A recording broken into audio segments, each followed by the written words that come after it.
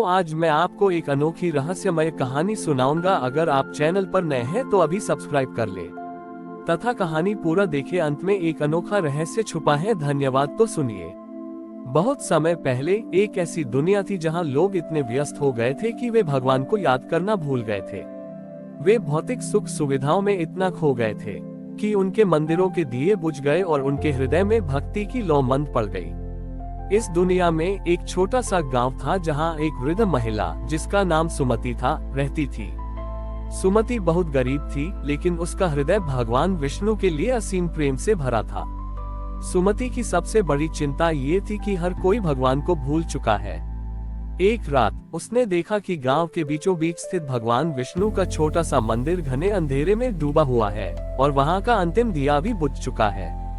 सुमति ने निर्णय लिया कि वह उस दिए को फिर से जलाएगी, लेकिन उसके पास दिए में डालने के लिए घी या तेल नहीं था। गरीबी के कारण उसके घर में केवल थोड़ा सा पानी बचा था। सुमति ने बिना किसी हिचकिचाहट के उस थोड़े से पानी को लिया। उसने उसे मंदिर के दिए में डाला और अपने हृदय में गहरी आस्था और विशुद्ध प्रेम के साथ भगवान विष्णु का नाम लिया। जैसे ही उसने वह पानी की बाती जलाई, एक चमत्कार हुआ। पानी की वह बाती तुरंत जल उठी, लेकिन वह लौ साधारण आग की नहीं थी। वह लौ चांदी जैसी चमकदार और इतनी शांत थी कि हवा के झोंकों से भी नहीं हिलती थी। ये लौ कोई और नहीं बल्कि सुमति के विशुद्ध प्रेम और अविचल भक्ति की ऊर्जा थी, जिसने पानी को भी जलने लायक बना दिया।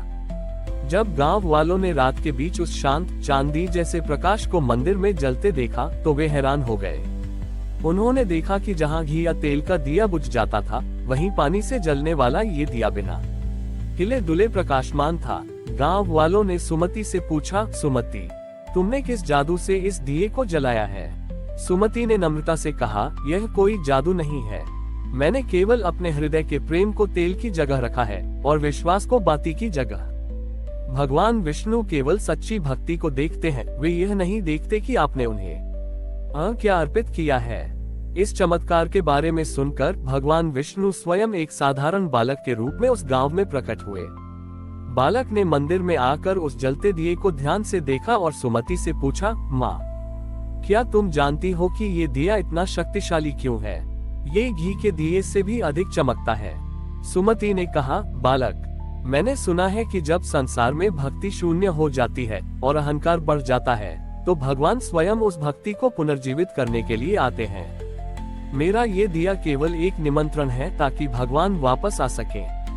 ये सुनकर बालक विष्णु जी मुस्कुराए और अपने असली स्वरूप में प्रकट हुए। भगवान विष्णु ने कहा, सुमति, तुम्हारी भक्ति ने काल के नियम को तोड़ दिया है। ये दिया इसलिए जल रहा है क्योंकि इसने पानी को नहीं बल्कि तुम्हारे निस्वार्थ प्रेम के आंसू को खींचा है। तुमने सिद्ध कर दिया कि संसार में सबसे बड़ी शक्ति प्रेम है, जो भौतिक नियमों से परे है। भगवान विष्णु ने उस दिए को उठाया और कहा, आज से ये दिया भक्ति दीपक के नाम से जाना जाएगा। ये हर उस स्थान पर प्रकाश करेगा जहां लोग मुझे भूल गए हैं। ये लोगों को याद दिलाएगा कि मुझे ढूंढने के लिए धन या सामग्री की नहीं बल्कि केवल निर्मल हृदय की आवश्यकता है। भगवान ने सुमति को आशीर्वाद दिया और वह भक्ति दीपक अपने साथ परमधाम ले गए, ताकि वह हमेशा उन जीवों को रास्ता दिखाता रहे जिनके हृदय में भक्ति अभी भी सुप्त है।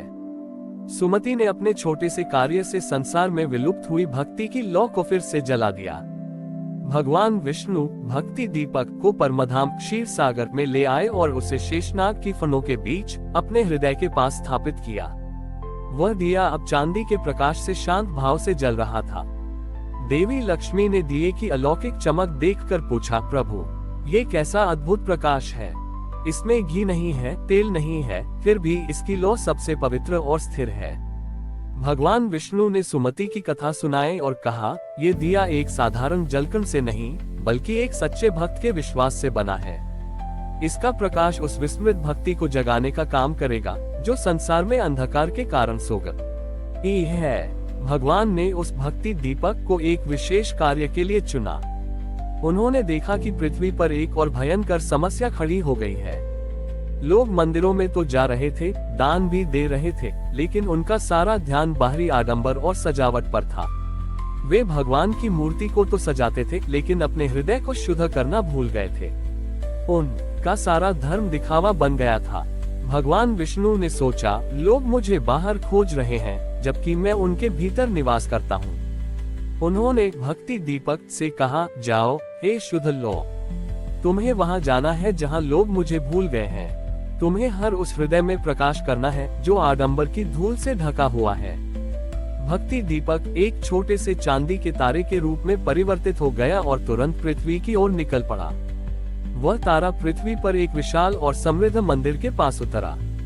यह मंदिर अपनी भव्यता के लिए प्रसिद्ध था, लेकिन यहाँ के पुजारी और धनी भक्त केवल ये दिखाने में लगे रहते थे कि कौन कितना महंगा चढ़ावा चढ़ाता है। जब वह चांदी का तारा भक्ति दीपक मंदिर के गर्भगृह में स्थित भगवान की मूर्ति के पास पहुंचा, तो एक चमत्कार हुआ। मूर्ति की आंखें, जो सोने और हीरे से जड़ी थीं, उनमें अचानक आंसू आ गए। यह आंसू किसी दुख के नहीं थे, बल्कि सुमति की शुद्ध भक्ति के प्रतिबिंब थे। जब पुजारियों और भक्तों ने भगवान की मूर्ति की आंखों से आंसू निकलते देखे, तो वे भयभीत और चकित हो गए। पुजारी चिल्लाए, यह क्या हो रहा है? भगवान रो क्यों रहे हैं? तभी मंदिर के अंधेरे कोने से एक दिव्य वाणी सुनाई दी, जो उस चांदी के तारे से आ रही थी। मैं इसलिए रो रहा हूँ क्योंकि तुम सब मुझे अपने आभूषणों में, अपने धन में और अपने यश में खोज रहे हो। तुमने मेरे लिए ये भव्य महल बनाया है, पर तुम्हारे हृदय में मेरे लिए कोई जगह नहीं है। तुम भक्ति कर रहे हो, पर तुम्हारी भक्ति में प्रेम नहीं, केवल दिखावा है। ये वाणी सुनकर हर कोई स्तब्ध रह गया। वे अपने महंगे चढ़ावे, अपने बहुमूल्य वस्त्र और अपने अहंकार को भूल गए। उन्हें पहली बार यह महसूस हुआ कि सच्ची भक्ति उनके चढ़ावों में नहीं, बल्कि उनके अंतर्मन की ईमानदारी में थी। उसी क्षण वह चांदी का तारा धीरे धीरे बुझ गया, क्योंकि उसका उद्देश्य पूरा हो गया था। उस दिन के बाद उस मंदिर में दिखावे की भक्ति समाप्त हो गई। लोगों ने अपने हृदय की शुद्धि पर ध्यान देना शुरू कर दिया। उन्होंने सीखा कि भगवान को खुश करने के लिए प्रेम का एक आंसू हजारों सोने की मोहरों से अधिक मूल्यवान है। इस प्रकार सुमति के छोटे से विश्वास और भक्ति दीपक ने संसार में आडंबर की भक्ति को समाप्त करके सच्चे प्रेम की भक्ति को फिर से स्थापित किया। हमारी और भी आध्यात्मिक एवं अनोखी कहानियां देखने के लिए हमारे चैनल पर जाएं तथा धार्मिक एवं पौराणिक अनोखी कहानियां हमारे चैनल पर है। कृपया जाके देखें तथा हमारे चैनल को सब्सक्राइब करके रखें और वीडियो लाइक जरूर करें। धन्यवाद।